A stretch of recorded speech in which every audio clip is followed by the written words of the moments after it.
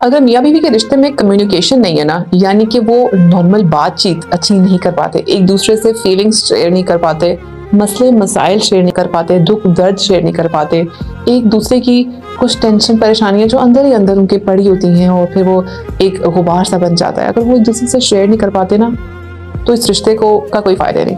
और इस रिश्ते को फिर मियाँ बीवी का रिश्ता क्यों कहा जाए? भाई, आप जीवन साथी हैं, आप एक दूसरे के लाइफ पार्टनर हैं। इस लफ्ज का मतलब समझें, लाइफ पार्टनर यानी कि जिंदगी भर के आप पार्टनर हैं। तो आपके साथ कोई ऐसा पार्टनर हो जिसे बात करते वक्त आप डर रहे हो या झिझक रहे हो या बात करने से पहले 10 दफा सोच रहे हो कि कहीं कोई गुस्से वाला रिएक्शन तो नहीं आएगा या माइंड तो नहीं कर जाएंगे या अचानक से सिचुएशन चेंज तो नहीं हो जाएगी, घर का माहौल तो खराब नहीं हो जाएगा, कोई तंज ताना तो नहीं शुरू हो जाएगा।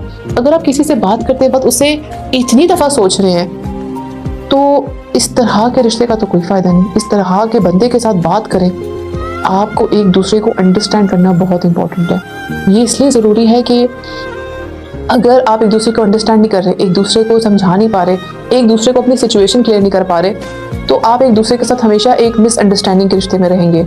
और इस तरह का रिश्ता जिसमें हस्बैंड वाइफ एक टीम की तरह नहीं है, वो आपकी फैमिली अपब्रिंगिंग में बहुत बुरा असर देती है। आप देखें, जो बच्चे होते हैं आगे, वो माँ बाप का आइडियल ले रहे होते हैं। उनके लिए एक माँ बाप का एक आइडियल कपल होता है। मर्दों के लिए एक प्रॉपर पर्सनैलिटी उनके वालिद साहब की होती है, औरतों की पर्सनैलिटी उनकी वालदा होती है। जब वो दोनों आपस में बहुत अच्छी कम्युनिकेशन में होंगे, गपशप मारेंगे, प्यार करेंगे, दूसरे का ख्याल रखेंगे, एक दूसरे को प्रायोरिटाइज करेंगे, तो बच्चे भी ये सीखेंगे और बच्चों में ऑटोमेटिकली ये चीज़ें इनबिल्ट आ जाएंगी।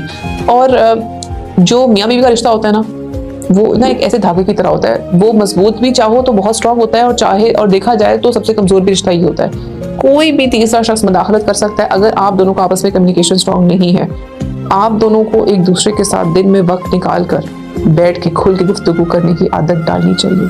चाहे वो गुफ्तगू का वक्त थोड़ा वॉक करते हुए करें, रात को सोने से पहले थोड़ा घंटा कम से कम निकालें, एक दूसरे से सारी दिल की बातें करें। और उसमें आप लोगों ने मेक श्योर करें आपके मोबाइल फ़ोन दूर हो और आप लोग डिस्ट्रैक्टेड ना हो।